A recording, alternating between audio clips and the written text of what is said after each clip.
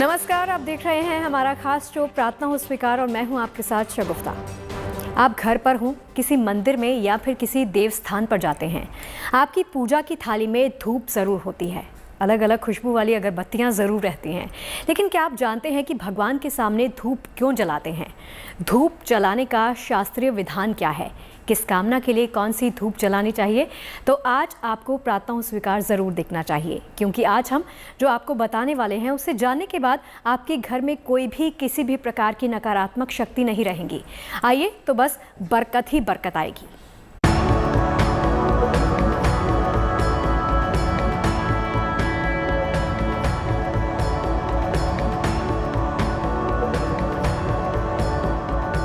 पूजा के मंदिर में धूप बत्ती दूर करेगी सारी नकारात्मकता। देव के सामने जलाई गई अगरबत्ती संवारेगी आपकी किस्मत। कपूर की धूप दूर कर देगी घर का कलेश। लुहबान की खुशबू घर में लाएगी खुशहाली। ज्योतिष शास्त्र में धूप देने का विशेष महत्व बताया गया है।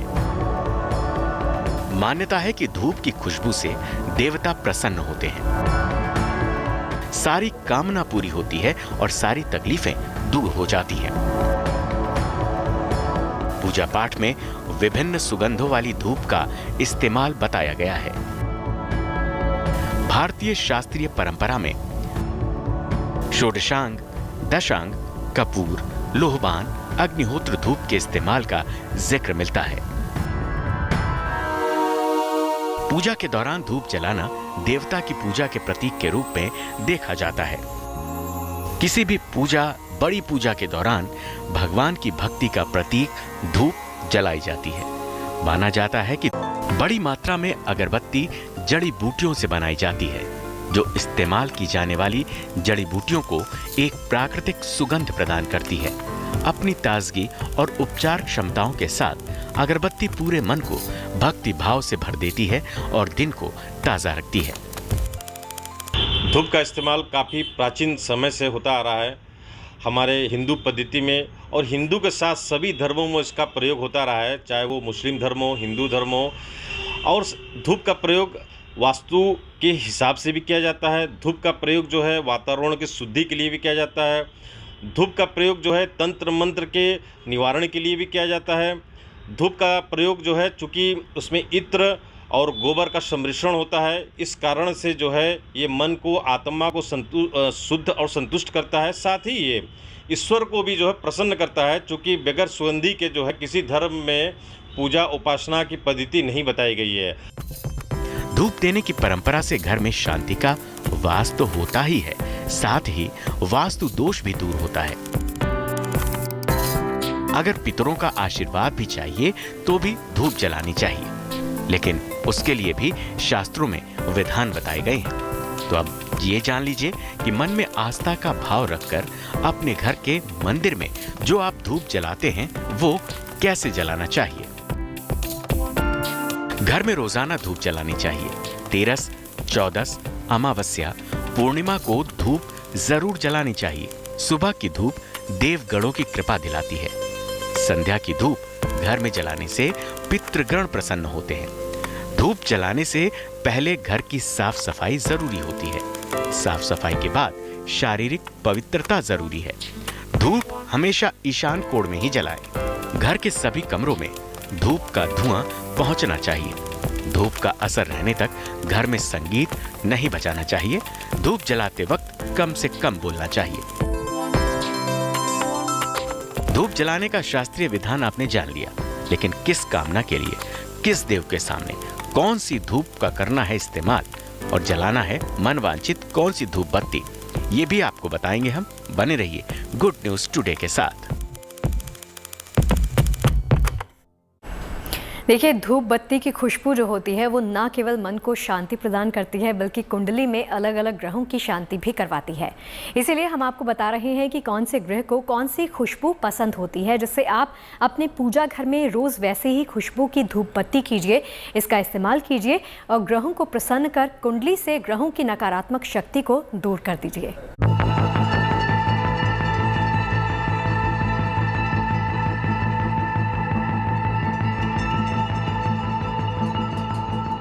देवों का पूजन चाहे पंचोपचार विधि से हो या फिर षोडशोपचार विधि से, हर विधि में धूप को विशिष्ट माना गया है। कहते हैं कि सौर मंडल में स्थापित ग्रह हमारे जीवन पर असर डालते हैं। ज्योतिष शास्त्र मानता है कि हर ग्रह का अपनी पसंदीदा खुशबू होती है। ऐसे में अगर आपकी कुंडली में कोई ग्रह आपको पीड़ा दे रहा हो तो रोजाना आप उस ग्रह की पसंदीदा खुशबू वाली धूप बत्ती पूजा घर में लगाकर उस ग्रह को प्रसन्न कर सकते हैं। नवग्रह जो हमारे जीवन को बहुत प्रभावित करता है और हमारे शास्त्रों में वर्णन है कि अलग अलग जड़ी बूटियों से जो निर्मित होती है धूप, अलग अलग इत्रों से जो निर्मित होती है धूप, उससे ग्रह की शांति होती है। जैसे मंगल की शांति के लिए जो है कत्थे से बने हुए धूप का जो है अगर उसको घर में जलाया जाए तो ग्रह की शांति होती है। साथ ही जो है उसमें केवड़ा के इत्र से अगर जो है अगर धूप बनती है तो चंद्र की शांति होती है। साथ ही जो है केसर से अगर धूप को बनाया जाए, केसर और गोबर से मिला करके धूप को बनाया जाए तो उससे सूर्य की शांति होती है। इसी तरह 9 अलग अलग ग्रहों के लिए जो है धूप का प्रयोग होता है और 9 अलग अलग कलर के धूप भी बनते हैं। और अगर ये धूप सही ढंग से घर में प्रयोग कर दिया जाए तो आप बिना रत्न के, बिना किसी मंत्र के भी घर में शांति आ सकती है और हर तरह का तंत्र मंत्र, टोना टोटका और वास्तु दोष भी ठीक किया जा सकता है। केसर की खुशबू से मनाइए सूर्य देव को। सूर्य सृष्टि का आधार है, इसीलिए सूर्य को शास्त्रों में अर्घ देने की मान्यता है।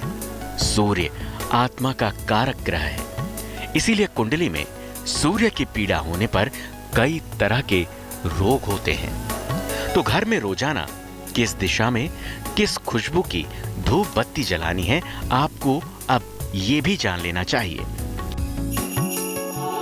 भगवान सूर्य को केसर की खुशबू काफी पसंद है। सूर्य कृपा पाने के लिए केसर की खुशबू वाली धूप का इस्तेमाल करना चाहिए। घर की पूर्व दिशा में केसर की धूप बत्ती लगानी चाहिए। केसर की महक से सूर्य देव तो प्रसन्न होंगे ही, आपके घर का वातावरण भी खुशनुमा रहेगा। चमेली की खुशबू से मनाइए चंद्रदेव को। किसी भी जातक की कुंडली में चंद्रमा मन का कारक होता है। चंद्रमा की स्थिति कुंडली में खराब होने से जातक को मानसिक शांति नहीं मिलती, साथ ही जातक को मानसिक रोग होने का खतरा बना रहता है।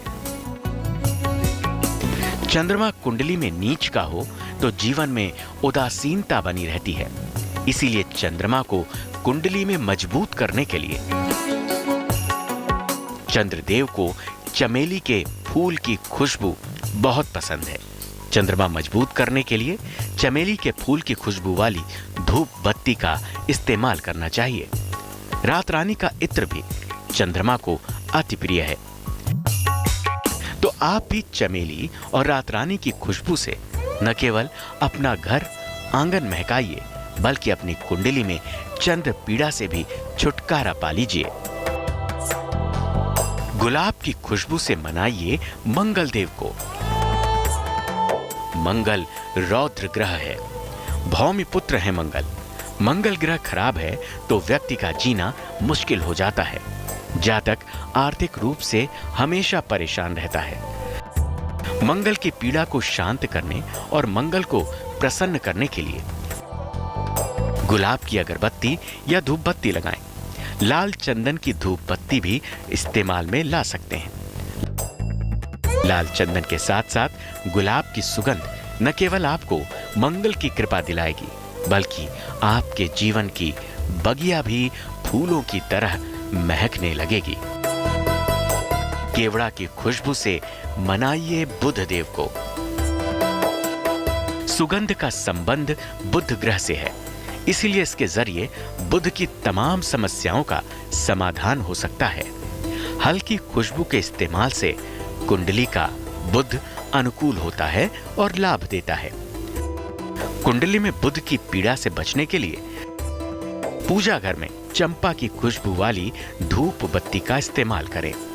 बुध वक्री हो तो केवड़े की खुशबू वाली धूप बत्ती का प्रयोग करना चाहिए। कुंडली में बुध की शुभता जातक को अच्छा वक्ता के साथ साथ ज्ञानी भी बनाता है। चंदन की खुशबू से मनाइए देवगुरु को।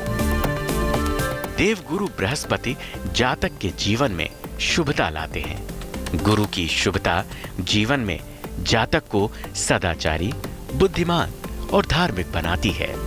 साथ ही गुरु की कृपा आत्मिक शांति दिलाती है और आध्यात्मिक वृद्धि कराती है। इसीलिए गुरु की कृपा पाने के लिए बृहस्पति को चंदन की खुशबू पसंद है। घर के पूजा स्थान में चंदन की खुशबू वाली धूप बत्ती लगाएं। इससे आपको आत्मिक शांति प्राप्त होगी, करियर में सफलता और धन संचय होगा।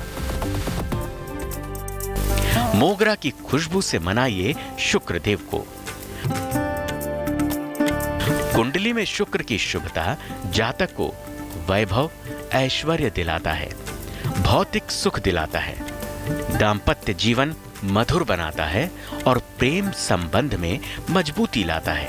ऐसे में कुंडली में शुक्र को मजबूत करने के लिए मोगरा, चमेली, गुलाब तीनों की खुशबू शुक्र देव को बहुत पसंद है। घर के पूजा स्थान में रोजाना मोगरा, चमेली, गुलाब की खुशबू वाली धूप बत्ती लगानी चाहिए। इससे न तो आपके दांपत्य जीवन में कभी अशुभता आएगी और न ही आपको कभी भौतिक सुखों और ऐश्वर्य की कमी खलेगी। लोबान की खुशबू से खुश होंगे शनिदेव। शनिदेव सूर्य पुत्र हैं। न्याय के देव माने जाते हैं शनिदेव। इसीलिए शनिदेव को प्रसन्न करना आसान नहीं होता। अगर आपके ऊपर भी चल रही है शनि की महादशा, ढैया या फिर 7.5 से आप पीड़ित हैं, तो आपको अपने घर के पूजा स्थल में रोजाना लोबान की खुशबू का इस्तेमाल करना चाहिए। कस्तूरी और सौंफ की सुगंध का भी इस्तेमाल कर सकते हैं। मान्यता है कि कुंडली में शनि इससे मजबूत होते हैं और जातक की सारी मनोकामनाओं की पूर्ति करते हैं। गुग्गल की खुशबू से शांत होंगे राहु केतु। राहु और केतु को ज्योतिष में छाया ग्रह माना गया है, लेकिन इन दोनों के खराब होने से जातक को सर्व सुखों से हाथ धोना पड़ता है। ऐसे में राहु और केतु को कुंडली में शांत रखने के लिए रोजाना पूजा घर में गुग्गल और लोबान की धूप बत्ती जलानी चाहिए। गाय के घी और कस्तूरी का भी प्रयोग किया जा सकता है। कपूर जलाने से भी राहु और केतु की शांति मिलती है। अब आप रोजाना अपने पूजा घर में धूप बत्ती या अगरबत्ती तो जलाते ही होंगे, तो अब से कुंडली में नवग्रह को मनाने के लिए खुशबू वाली धूप जलाइए और धूप बत्ती की खुशबू की तरह महका लीजिए अपने जीवन की बगिया को। Bureau report, good news today. तो भगवत गीता में भगवान कृष्ण ने स्वयं कहा है कि पेड़ों में मैं पीपल हूँ।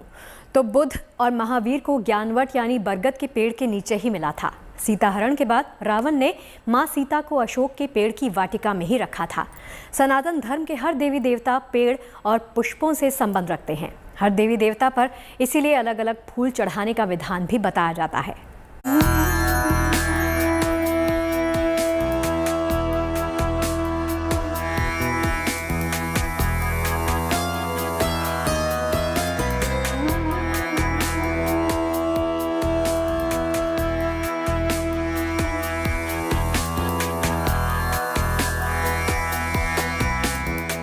भारतीय पूजा परंपरा में वृक्षों के पूजन की परंपरा काफी प्राचीन है।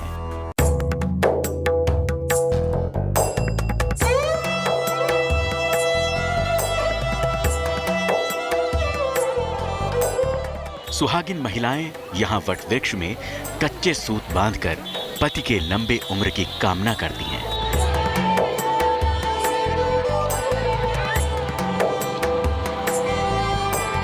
तो किसी भी देव स्थान पर स्थापित वृक्ष पर मन्नत की चुनरी और धागा बंधा दिखता है।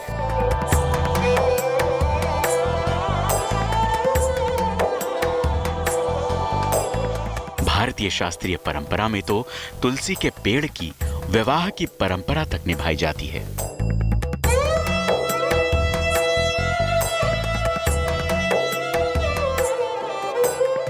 तो कथा समुद्र मंथन में कल्प वृक्ष निकलने की भी मिलती है, जिसके बारे में मान्यता है कि कल्प वृक्ष के नीचे बैठकर केवल मन से इच्छा करने भर से इच्छाएं पूरी हो जाया करती हैं।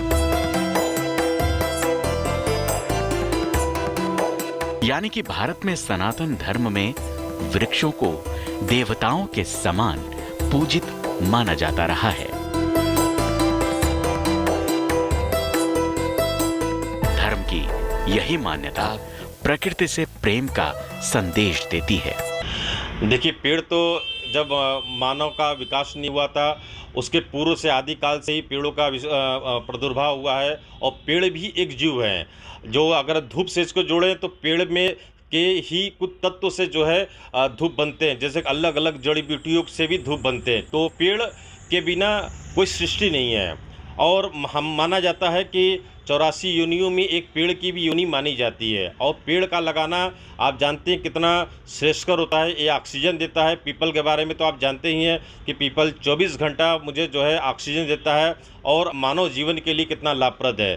साथ ही जो है पेड़ आज के तारीख में इस ग्लोबल वार्मिंग के काल में भी जो है यदि हर घर में पेड़ लगाया जाए। आपने कोरोना काल में देखा ऑक्सीजन के लिए बहुत सारे पेड़ बताए गए, उसमें पाम ट्री वगैरह तमाम ऐसे है जो इंडोर घर में लगाए जा सकते हैं। तो मेरा भी मानना है और हमारे प्राचीन ऋषि मुनियों ने भी पेड़ को घर में और अपने प्रांगण में लगाने का विधान प्रावधान बताया है। उसमें हम यदि जड़ी बूटी से रिलेटेड पेड़ को घर में लगाते हैं, गमलों में लगाते हैं, तो हमारा वातावरण भी शुद्ध होता है और हमारे स्वास्थ्य के लिए भी बहुत ही लाभकारक है। वट वृक्ष को अमरता का प्रतीक माना जाता है। आम के पेड़ से पितृगण प्रसन्न होते हैं। अशोक का पेड़ शोक का नाश करता है। पाकड़ का पेड़ यज्ञ का फल देता है। मौलश्री कुल की वृद्धि दिलाता है। नीम आरोग्यता देता है। कटहल को लक्ष्मी प्रदाता कहा गया है। चंदन शीतलता प्रदान करता है। नारियल का पेड़ रिद्धि सिद्धि लाता है। केले का पेड़ विष्णु कृपा दिलाता है।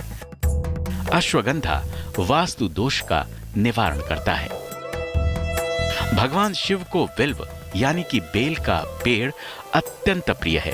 इसीलिए बेल लगाने से धन संपदा की देवी लक्ष्मी भी प्रसन्न होती हैं और बेल के पत्ते को शिवलिंग पर चढ़ाने से भगवान शंकर की अनंत कृपा मिलती है।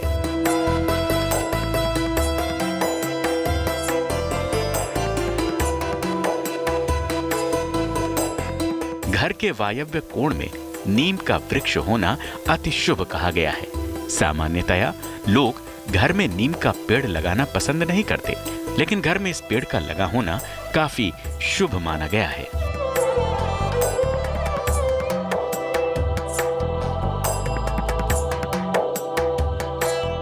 पॉजिटिव एनर्जी के साथ ये पेड़ कई प्रकार से कल्याणकारी होता है। शास्त्रों के अनुसार जो व्यक्ति नीम के 7 पेड़ लगाता है उसे मृत्युपरांत शिवलोक की प्राप्ति होती है।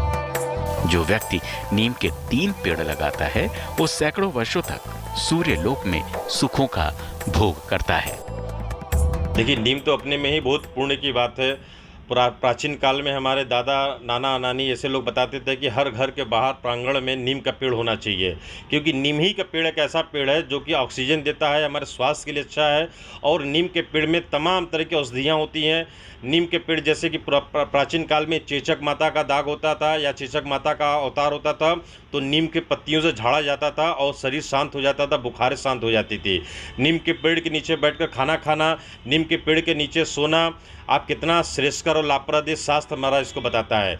साथ ही नीम की जो वटी होती है उसको यदि खाएं, नीम को जो है और उसके पत्तियों को घर में रखें, नीम को पीस करके अगर उसको पिएं तो ये रामबाण दवा। अगर आज इसका प्रयोग बहुत कम हो गया है, लोग अपने घर से हटा दिए हैं और इस परंपरा को भूल गए। यदि पुनः इस परंपरा को जागृत कर दिया जाए तो मेरा मानना है कि हर घर में जो आज 10 में से 6 व्यक्ति बीमार है तो 10 में से शायद 1 व्यक्ति बीमार न हो।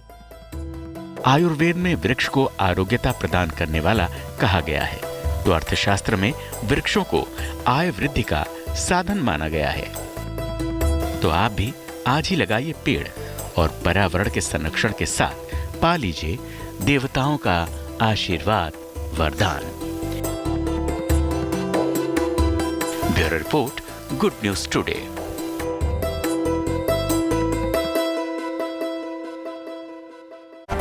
तो प्रार्थना हो स्वीकार के इस अंक में फिलहाल के लिए इतना ही। इजाजत दीजिए, लेकिन तमाम गुड न्यूज के लिए आप देखते रहिए गुड न्यूज टुडे। नमस्कार।